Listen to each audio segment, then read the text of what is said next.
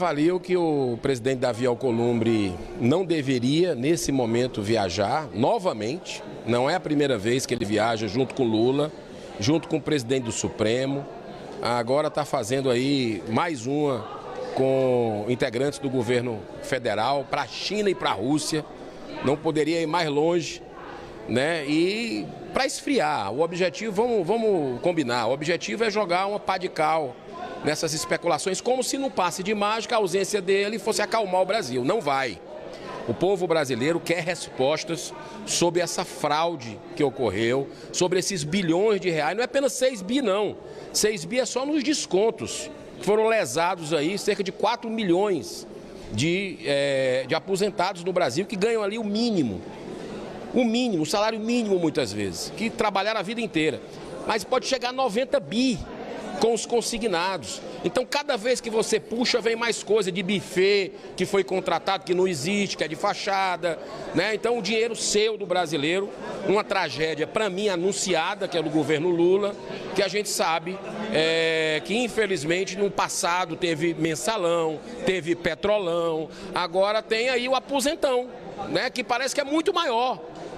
E tirando do menos favorecido, dos mais pobres que eles dizem, que protegem. Então, está caindo, está ruindo, né? Você vê que o PDT já saiu da base do governo, né? Estava até pouco tempo, né? Aliás, esse ministro Lupe, ele já teve denúncia de corrupção na época do governo Dilma, então é o que diz o Geraldo Alckmin, né? Voltando à cena do crime. Lembra da história do voltando à cena do crime? Então a gente está vendo esse governo de inversão de valores, de gastança, de vingança, né? Então não tem como dar certo. Tem como dar certo isso? Não tem como dar certo isso. Então o brasileiro fica aflito, né? Porque quem vai pagar a conta no final da situação vai ser o povo brasileiro, né?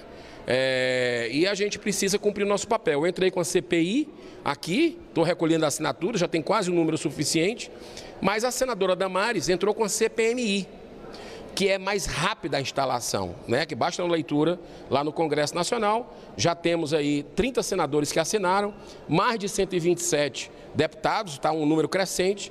Vamos segurar. Quando o presidente resolver voltar dessa casa, né, a gente vai protocolar, porque não adianta protocolar agora que ele viajou, né? Então essa viagem não é por acaso. Senador, ainda falando de CPI, mas agora um pedido de CPI que partiu do senhor sobre a CBF. O senhor pode explicar para a gente? Olha, estamos, cada dia que passa, parece a CBF é um retrato do que está acontecendo no Brasil, né?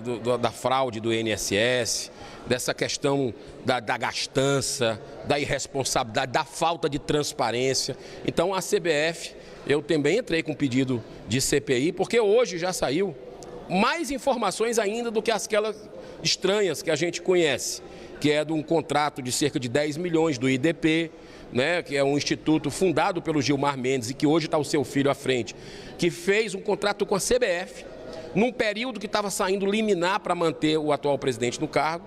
E agora saiu uma notícia dizendo que o Supremo indicaria 2 vice-presidências, tá? A maior briga por causa disso, né? Quer dizer, o Supremo manda no Brasil, todo mundo está vendo, especialmente pela covardia dessa casa. Mas até no futebol, gente, a gula disso vai parar onde?